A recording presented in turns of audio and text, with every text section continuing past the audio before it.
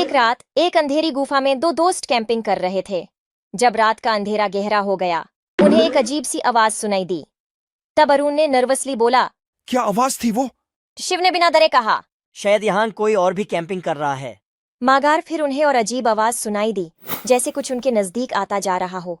उनका दिल तेजी से धड़कने लगा। तभी उन्होंने एक दरख्त के पीछे से कुछ अंधेरा में परछाई देखा। अरुण ने डरते हुए कहा, चलो यहाँ से, ये जगह खतरनाक लग रही मगर है। शिव ने हिम्मत जुटाते हुए कहा, नहीं यार, शायद ये सिर्फ हमारे दिमाग का खेल हो। चलो देखते और हैं। दोनों दरख्त के पास जाकर तभी उन्हें कुछ नजर आया जो उनकी सांसें थमने पर मजबूर कर दिया। वहां एक औरत खुले बाल के साथ उनको दरख्त के पीछे से देख रही थी। उसका चेहरा बिल्कुल आम आदमी से अलग था और ये देखते ही शिव अरुण वहां से भाग गए। एक अंधेरी रात में एक राह चलते हुए एक व्यक्ति ने एक गुफा में घुस गया।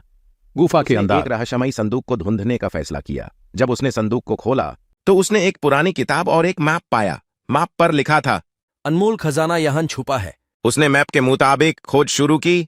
मुश्किल से मुश्किल रास्ते पार करने के बाद वो एक पुराने मकान के पास पहुंचा।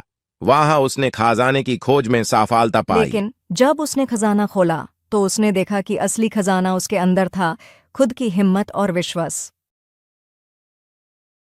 एक बार एक छोटा सा पंछी अपने घर से दौड़ उड़ान भरते हुए दूसरे देश तक पहुंच गया।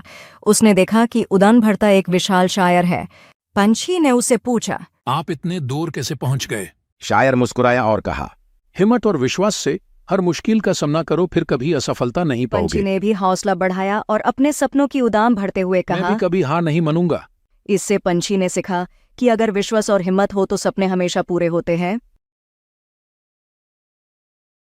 एक प्यारा सा गांव था जहां सब लोग खुश थे और प्यार से रहते थे। एक दिन गांव में एक नया आदमी आया जिसका नाम बिल्लू था। बिल्लू एक अजीब चालावा था जो सबको गुमराह कर देता था अपनी मीठी बातों से। वो सब लोग उस पर यकीन करने लगते और उसकी बातों में उलझ कर उसके साथ चले जाते थे और वो फिर उनके सारे सामान लूट लेता। लेकिन उस गांव में एक लड़का रोहान जो उस पर शक करता था।